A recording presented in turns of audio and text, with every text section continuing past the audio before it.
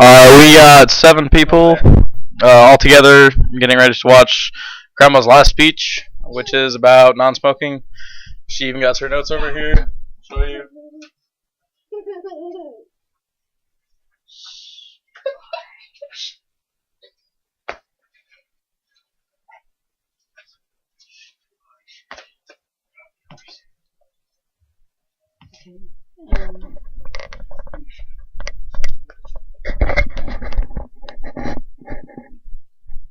Did you show the people in the table? No, they can see. They can see. Yeah. Hello, everybody, again. Welcome back to my speech class. Hello. Thank you so much for Hi. coming. My name is Laura Dale, and I attend Columbia College. I'm a senior this year. We're going to talk tonight on something dear to my heart. I don't know if it affects you all or not, but it's about smoking. And I want you young people to take action for me tonight. And if someone comes up to you, don't start smoking if they hand you a cigarette. Because when you start, you can't quit. I mean, you can't quit. I've talked to people all the time, and they try. There's a few things like hypnosis and things that work sort of, but it's just such a strong, and the number one reason is because the cigarette companies put 4,000 compounds into the cigarette, and it's so addictive that no one could quit smoking if they ever wanted to. They would have to, just wait it out so you get through. But if you will remember for me to always say, what? No, good. Because there's 440,000 people that die every year from just cigarette smoke. And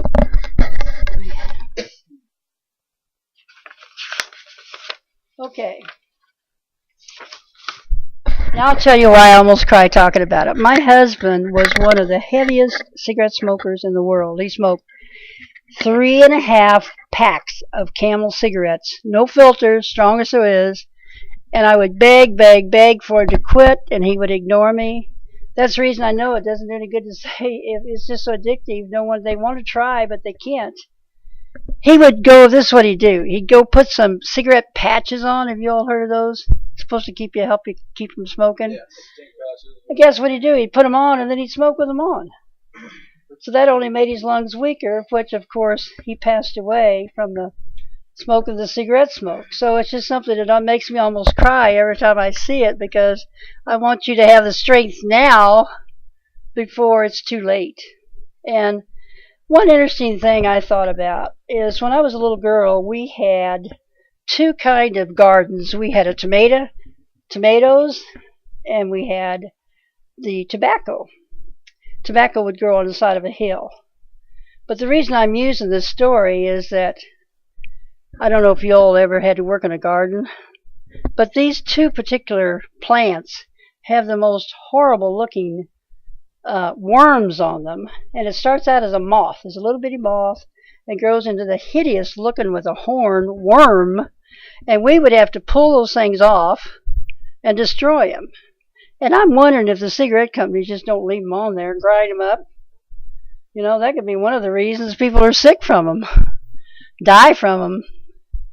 I have a picture over here I'll show you in a few minutes of causing death to a young person and a cigarette smoking. And once you get into a certain stage, you just simply can't recover from it. But this hypnosis, where my son-in-law works in St. Louis, their insurance company is trying this now to help, because since it seems like it's impossible anymore, even the electric cigarettes that you all, I don't know if you've heard about them or not, they have the same kind of stuff in them, nicotine and all the things that go with it. Okay, I'm going to tell you a story to keep in your mind. I want you all to close your eyes and think about this. This is what my doctor told me.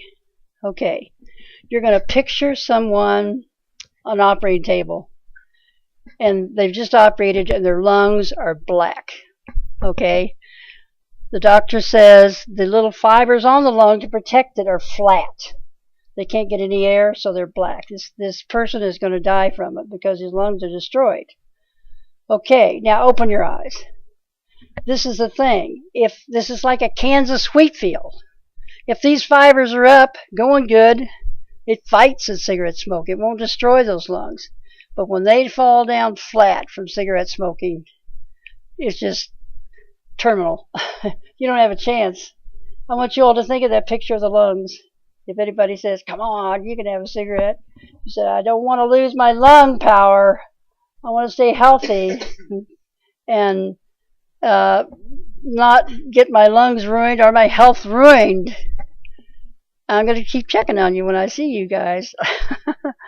Because I want you to remember the story, if you will, please, of how much I begged my husband. And not only does that happen, they pass away, but let's see, he spent around $3,000 a year on cigarettes because he smoked almost 4 packs a day.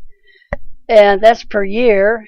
And if you're going to go ahead and have to do it, go ahead and get your life in order. Pick out a tombstone, get your funeral arranged, because it's going to happen.